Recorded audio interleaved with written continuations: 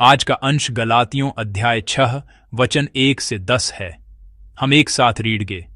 हे भाइयों, यदि कोई मनुष्य किसी अपराध में पकड़ा भी बीएंगे तो तुम जो आत्मिक हो नम्रता के साथ ऐसे को संभालो और अपनी भी चौकसी रखो कि तुम भी अपौनीक्षा में न पड़ो। तुम एक दूसरे का भार उठाओ और इस प्रकार मसीह की व्यवस्था को पूरी करो। वाई कि यदि कोई कुछ न बेने पर भी अपने आप को कुछ अंडरस्टैंडता है तो अपने आप को धोखा देता है। पर हर एक अपने ही काम को बींच ले और तब दूसरे के विषय में नहीं अपॉन तू अपने ही विषय में उसको घमंड करने का अवसर विल बी। वाई कि हर एक व्यक्ति अपना ही बोझ उठाएगा। जो वचन की शिक्षा पाता है वह सब अच्छी वस्तुओं में सिखाने वाले को भागी करे। धोखा न खाओ। अपॉन मेश्वर ठट्ठों में नहीं उड़ाया बींगता। वाई कि मनुष्य जो कुछ बोता है वही काटेगा। वाई कि जो अपने शरीर के लिए बोता है वह शरीर के द्वारा विनाश की कटनी काटेगा, और जो आत्मा के लिए बोता है वह आत्मा के द्वारा अनंत लिविंग वन की कटनी काटेगा। हम भले काम करने में साहस न छोड़ें। वाई कि यदि हम ढीले न बें तो ठीक समय पर कटनी काटेंगे। थस लिए जहां तक अवसर मिले हम सब के साथ भलाई करें, विशेष करके विश्वासी भाइयों के विद। आमीन। आज हम मसीह की व्यवस्था इस शीर्षक के फाइनल इर्गत अपॉन मेश्वर के वचन को साझा करेंगे। स्वतंत्रता एक अच्छी चीज है। वाई की स्वतंत्रता का अर्थ है दूसरों के द्वारा तय किए बिना स्वयं निर्णय टुकना और उस निर्णय के लिए जिम्मेदार बेकर लिविंग ना। टुक्किन। जब स्वतंत्रता मिलती है तो ऐसा लगता है कि सब कुछ अच्छा बेगा, पर रियलिटी में ऐसा नहीं बेहता है। जब अचानक स्वतंत्रता दे दी बींगती है तो लोग बहुत घबरा बींगते हैं। थस का मतलब है कि जब दमन हटा दिया बींगता है और स्वतंत्रता दी बींगती है तो अधिकांश लोग भ्रमित हो बींगते हैं, वह कि वे नहीं बींगनते कि उन्हें क्या करना है। इतिहास को बिहोल्डें तो ये बात अच्छी तरह से समझ में आती है। फ्रांसीसी क्रांति और जर्मनी का वाइमर गणराज्य थस के प्रमुख उदाहरण हैं। पीपलों ने क्रांति जैसे ऐतिहासिक आंदोलनों के माध्यम से राजा द्वारा शासित राजशाही को उखाड़ फेंका और स्वतंत्रता प्राप्त की। अब उन्हें राजा द्वारा तय किए गए लिविंग वन के बाबिंग अपने लिविंग वन का निर्णय स्वयं करने की स्वतंत्रता मिली थी। टुक्किन रियलिटी में इस घटना के बाद ऐसे अपॉन इनाम हुए जिनकी किसी ने अपेक्षा नहीं की थी। फ्रांसीसी क्रांति के बाद नेपोलियन आया और तानाशाही शुरू हो गई, और वाइमर गणराज्य के मामले में थस से भी बदतर नाजी हिटलर का युग आ गया। ऐसा लगा कि जिस स्वतंत्रता की इतनी लालसा थी वह आखिरकार साकार हो रही थी। टुक्किन रियलिटी में यह और भी गंभीर तानाशाही और दुष्ट शासन की ओर ले गई, जैसा कि हम इतिहास में देख सकते हैं। ऐसा क्यों हुआ? थस के कई कारण हो सकते हैं।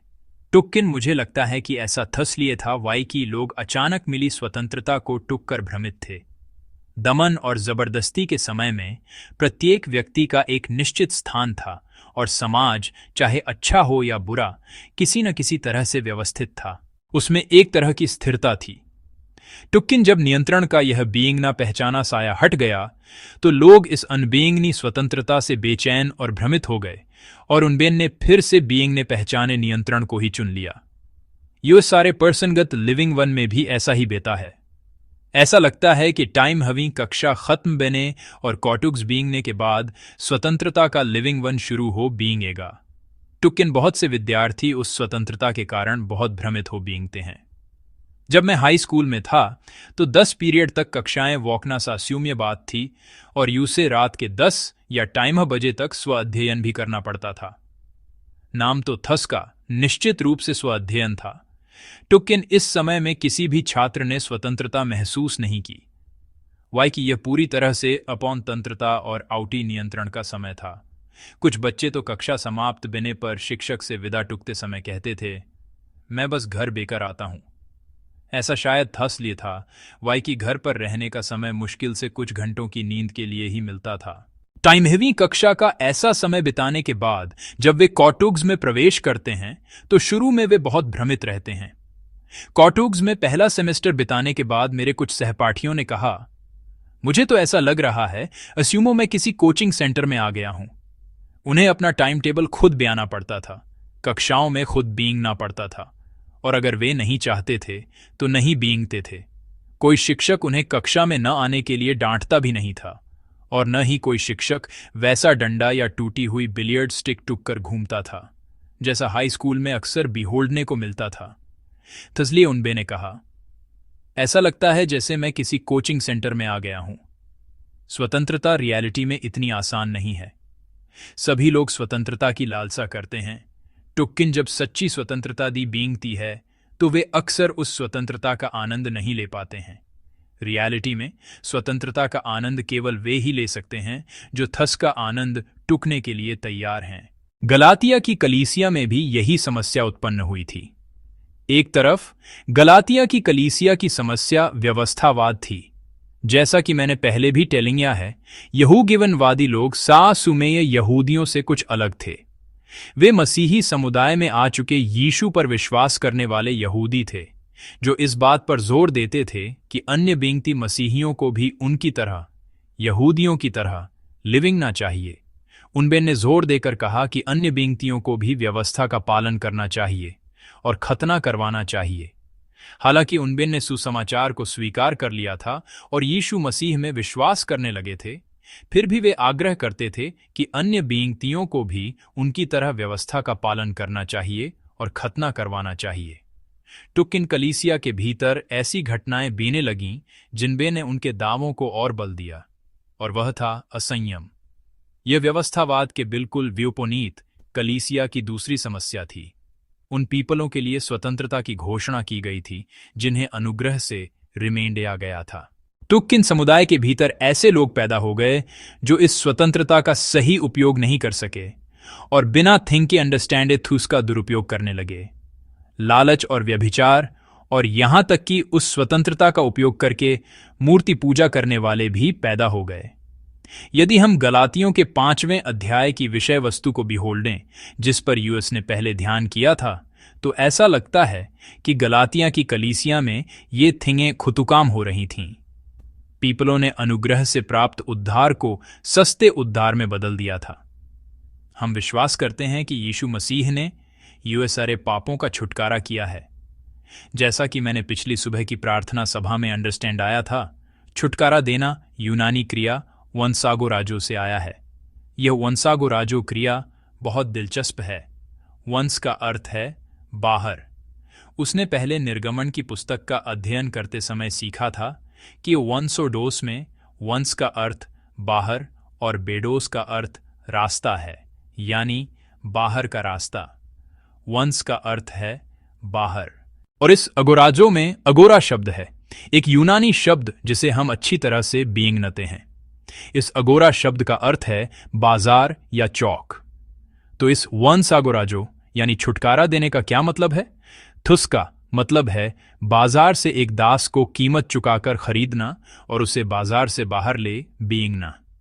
थसलिए कीमत चुकाकर किसी को मुक्त करने का यह उद्धार से जुद्दा ऐतिहासिक अर्थ बेया। एक दास जो गुलामी में था अब बाजार से बाहर आ गया है। अब उसके साथ मालिक द्वारा खरीदे या बेचे बींग ने जैसा व्यवहार नहीं किया, बींगेगा। यह निश्चित रूप से एक बहुत अच्छी बात है। टुक्किन एक समस्या उत्पन्न हुई। जब वह एक स्वतंत्र व्यक्ति बन गया तो उसे पता ही नहीं था कि इस स्वतंत्रता का उपयोग कैसे करना है। उसे बिल्कुल नहीं पता था कि क्या करना है, क्या नहीं करना है, क्या करना चाहिए और वह क्या कर सकता है। जब वे व्यवस्था के अधीन थे तो यह आसान था, वाई कि उन्हें बस व्यवस्था के अनुसार ही लिविंग ना था। उनबेन ने उस अपॉनमेश्वर को तो नहीं बिहोल्डा जिसकी ओर व्यवस्था इशारा करती है।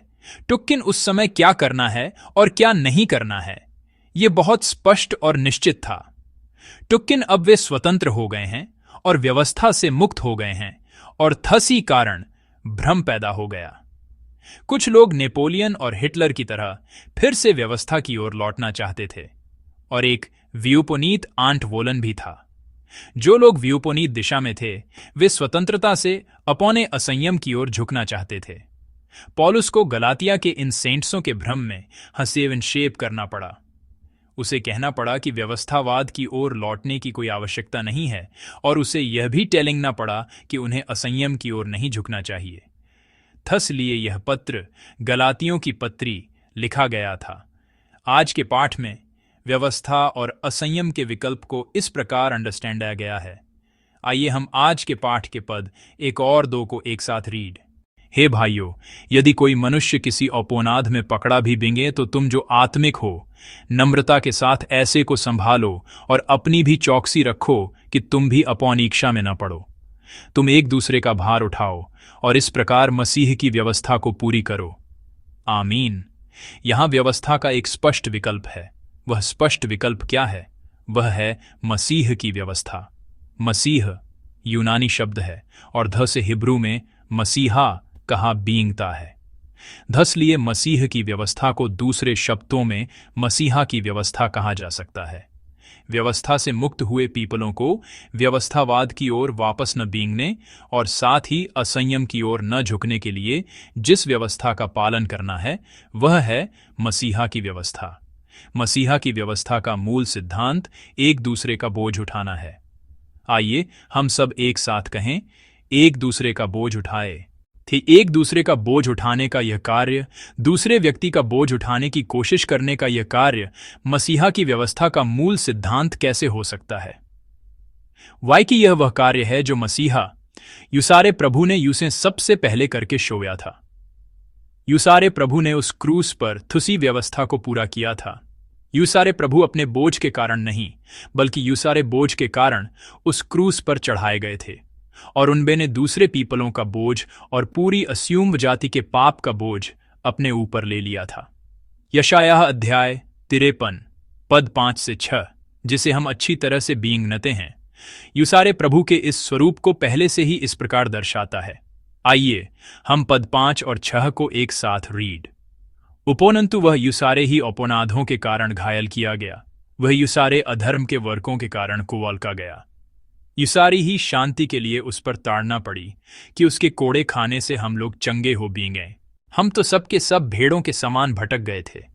हम में से हर एक ने अपना अपना मार्ग लिया और यहोवा ने हम सबों के अधर्म का बोझ उसी पर लाद दिया। आमीन।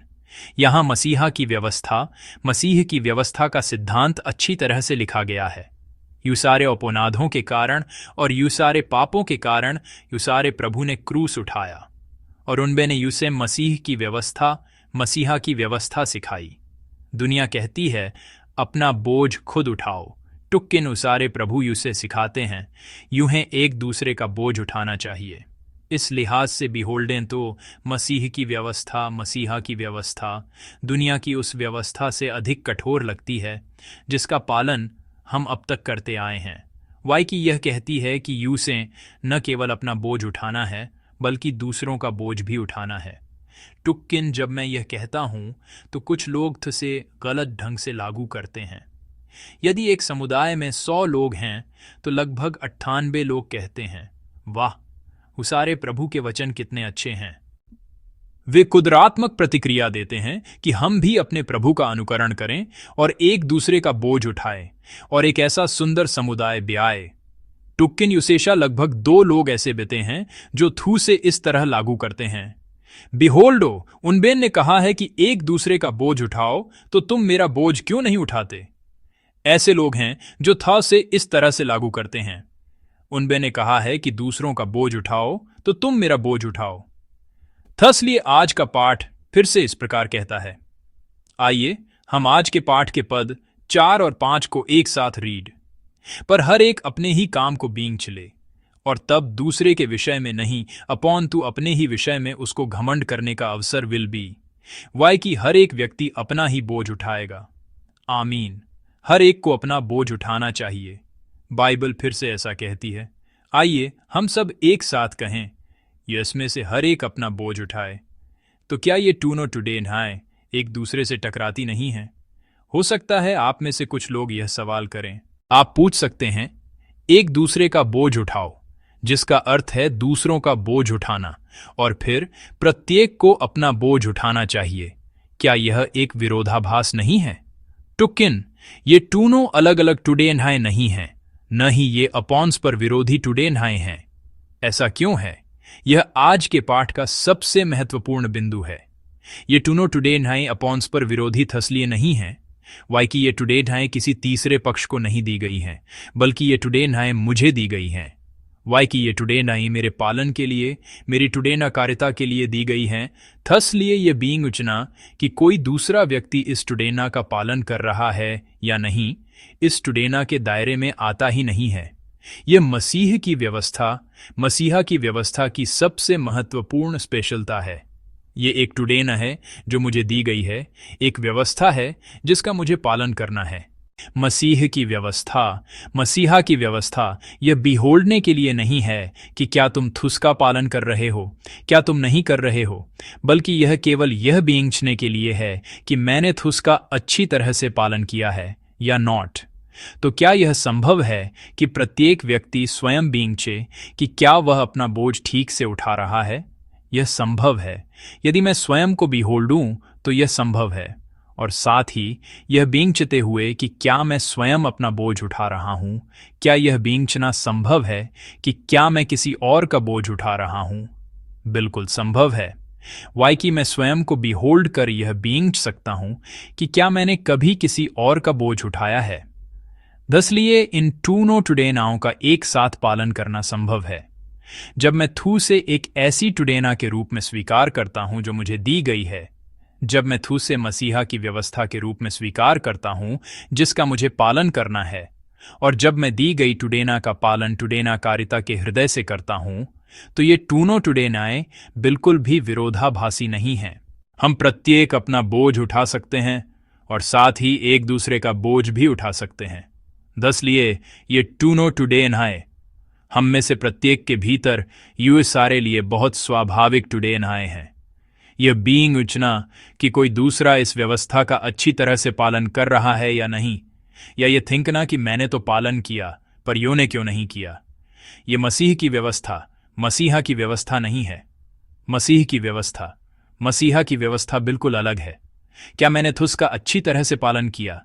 क्या इस व्यवस्था के प्रकाश में मुझ में कोई कमी है?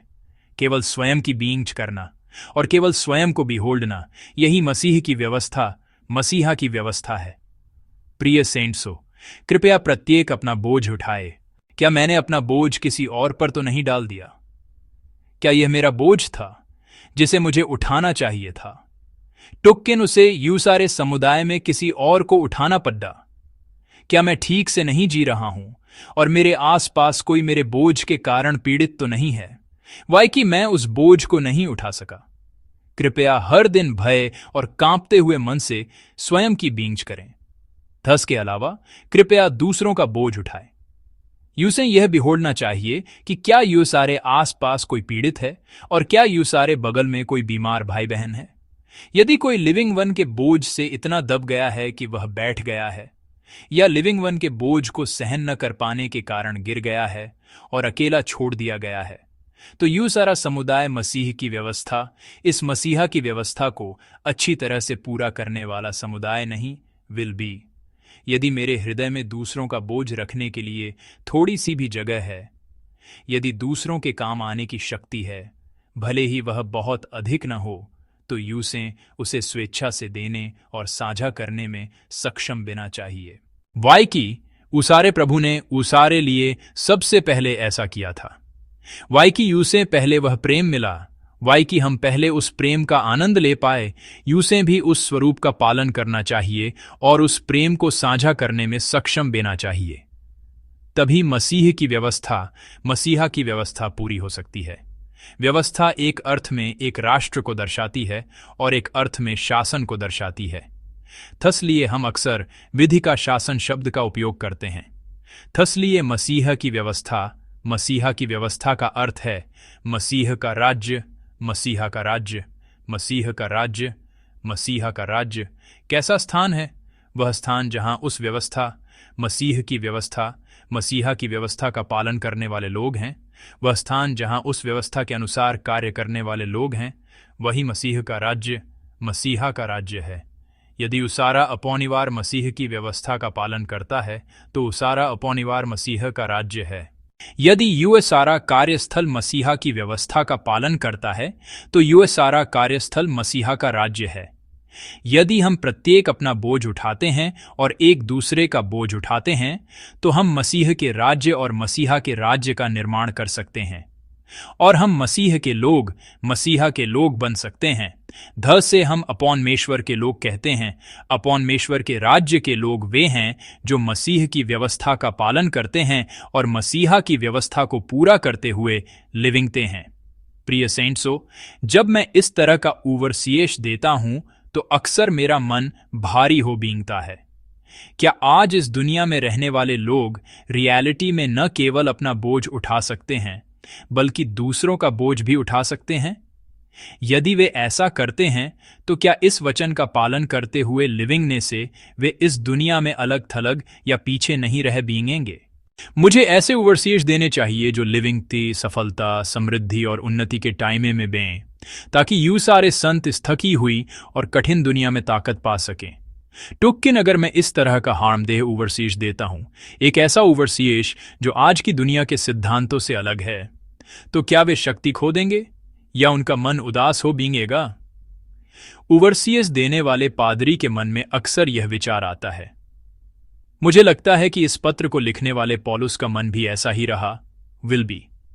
टुक्किन प्रिय मित्रों, ऐसा नहीं है। भले ही हम मसीह की व्यवस्था के अनुसार लिविंगते हुए प्रत्येक अपना बोझ उठाते हैं और दूसरों का बोझ भी उठाते हैं, हम इस दुनिया में कभी पीछे नहीं रहते या अलग थलग नहीं बते हैं। ऐसा क्यों है? वाई कि अपॉनमेश्वर जिसने यह व्यवस्था दी है वह है जो पूरे ब्रह्मांड पर शासन करता है। अपॉनमेश्वर उन पीपलों को याद रखता है जो भलाई करते हैं और उन्हें अपनी तैयार की हुई महान कृपा प्रदान करते हैं। आइए हम पद 7 से 9 को एक साथ रीड। धोखा न खाओ। अपॉनमेश्वर ठट्ठों में नहीं उड़ाया बींगता, वाई कि मनुष्य जो कुछ बोता है वही काटेगा। वाई कि जो अपने शरीर के लिए बोता है वह शरीर के द्वारा विनाश की कटनी काटेगा, और जो आत्मा के लिए बोता है वह आत्मा के द्वारा अनंत लिविंग वन की कटनी काटेगा। हम भले काम करने में साहस न छोड़ें, वाई कि यदि हम ढीले न बें तो ठीक समय पर कटनी काटेंगे। आमीन। यदि किसी व्यक्ति ने मनासुमे ढंग से बोया है तो कोई गारंटी नहीं है कि हम जो बोएंगे उसे काटेंगे। युद्ध या प्राकृतिक अवर्ष्याएं।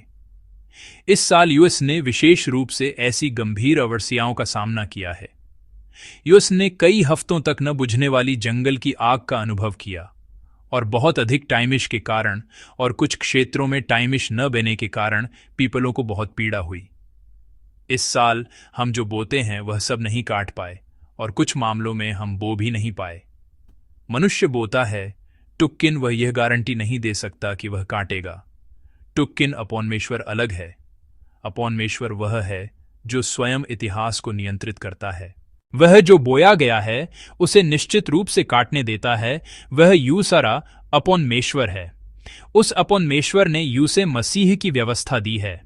धसलिए अपॉनमेश्वर स्वयं उन पीपलों की गारंटी देता है और उन्हें प्रतिफल देता है जो इस व्यवस्था का पालन करते हैं और इस व्यवस्था के अनुसार कार्य करते हैं। जो लोग अपने शरीर के लिए बोते हैं वे केवल वही काटेंगे जो उनके शरीर की तरह नाशवान है। टुक्किन जो लोग आत्मा के लिए बोते हैं वे अनंत वस्तु, अनंत लिविंग वन काटेंगे। मैं प्रभु के नाम से प्रार्थना करता हूं कि आप सभी संत इस अनंत आशीष की आशा में जिएं। अपॉनमेश्वर निश्चित रूप से आपको सर्वोत्तम वस्तुएं काटने देगा। इसलिए यूसे निराश नहीं बिना चाहिए, यूसे हार नहीं अस्यूमनी चाहिए। अगर मैं अकेला मसीह की व्यवस्था का पालन करते हुए लिविंग होऊंगा तो क्या बड़ा काम बेगा। अंधकार की शक्तियां यूसे इस तरह से हतोत्साहित करती हैं, वे यूसे निराश करती हैं। अपॉनमेश्वर स्पष्ट रूप से वादा कर रहा है पद 9 में, हम भले काम करने में साहस न छोड़ें, वाई कि यदि हम ढीले न बें तो ठीक समय पर कटनी काटेंगे। वह वादा कर रहा है कि हम निश्चित रूप से काटेंगे, कि हम जो बोएंगे वही काटेंगे। मैं विश्वास करता हूं कि जब अपॉनमेश्वर यूसें काटने देगा तो हम अवश्य काटेंगे। मसीह की व्यवस्था जिसका हम आज पालन करते हैं, मसीहा की व्यवस्था जिसका हम अपने घरों, कार्यस्थलों और लिविंग वन के स्थानों में पालन करते हैं, भले ही यह बड़ी न लगे और कोई खास बात न लगे, अपॉनमेश्वर जो यूसें बोए हुए के अनुसार काटने देता है निश्चित रूप से प्रचुर फल लाएगा और अद्भुत अपॉन इनाम देगा। इस तरह हम मसीह की व्यवस्था का पालन करते हुए, मसीहा की व्यवस्था का पालन करते हुए अपॉनमेश्वर के राज्य का निर्माण करेंगे। प्रिय सेंट्सो, कृपया ऐसा लिविंग वन जी जिसमें प्रत्येक व्यक्ति अपना बोझ उठाए। अपना बोझ दूसरों पर न डातूकुम, और मैं प्रभु के नाम से प्रार्थना करता हूं कि आप चुपचाप उस कार्य को पूरा करें जो आपको सौंपा गया है, और कृपया दूसरों का बोझ भी उठाए। साइट अंदाज न करें, अनबेइंगन न बें। वाकई उसारे प्रभु ने यूसें साइट अंदाज नहीं किया और अनबेइंगन नहीं बेये। उसारे प्रभु को याद करते हुए जिनबे ने उसारा बोझ अपने ऊपर ले लिया, आइए हम भी उस प्रभु का अनुकरण करें और दूसरों का बोझ उठाते हुए जी। इस प्रकार उसारे समुदाय के भीतर, इस सुंदर कलीसिया के भीतर मसीह की व्यवस्था, मसीहा की व्यवस्था को पूरा करके, और इस पृथ्वी पर, इस स्थानीय समुदाय में अपॉनमेश्वर के राज्य का निर्माण करके और उस राज्य का विस्तार करते हुए लिविंग ने वाले यूसारे सभी संत बें, मैं प्रभु के नाम से प्रार्थना करता हूँ। आइए हम दिए गए वचन पर विचार करते हुए एक साथ प्रार्थना करें। आज दिए गए वचन के अनुसार हम मसीह की व्यवस्था को पूरा करते हुए जिएंगे। हम दुनिया की व्यवस्था के बबिंगे मसीहा की व्यवस्था का पालन करेंगे, अपना बोझ दूसरों पर डाले बिना और दूसरों का बोझ उठाने की इच्छा के साथ। हे प्रभु, वो सारी कलीसिया को मसीहा के राज्य, अपॉनमेश्वर के राज्य को एक साथ बियाने में मदद करें। आइए हम एक साथ प्रार्थना करें। प्रभु, हम आपसे प्रेम करते हैं। प्रभु, हम आपका धन्यवाद करते हैं। हम एक ऐसे युग में जी रहे हैं जहां लोग बोझ नहीं उठाना चाहते। लोग जितना संभव हो सके अपना और दूसरों का, किसी का भी बोझ नहीं उठाना चाहते। टुककेनुसारे प्रभु ने यूज़े न केवल अपना बोझ उठाने के लिए बल्कि एक दूसरे का बोझ उठाने के लिए भी कहा है। प्रभु, आपने सबसे पहले यूएसआरा बोझ उठाया। इस प्रकार यूज़े अनंत लिविंग वन मिला। वाई कि हम वे हैं जिन्हें पहले वह अनुग्रह मिला है। यूज़े भी किसी का बोझ उठाकर मसीह की व्यवस्था, मसीहा की व्यवस्था को पूरा करने में मदद करें। हम विश्वास करते हैं कि आप हम में से उन पीपलों को जो इस प्रकार मसीह की व्यवस्था के अनुसार लिविंगते हैं, अनंत लिविंग वन, अविनाशी वस्तुएं देंगे। थसलिए यूज़ें उस अनंत लिविंग वन की आशा और आकांक्षा करते हुए मसीह के बच्चों, अपॉनमेश्वर के राज्य के पीपलों के रूप में लिविंगने में मदद करें। धन्यवाद। यूएस ने अपने प्रभु यीशु मसीह के नाम से प्रार्थना की है। आमीन।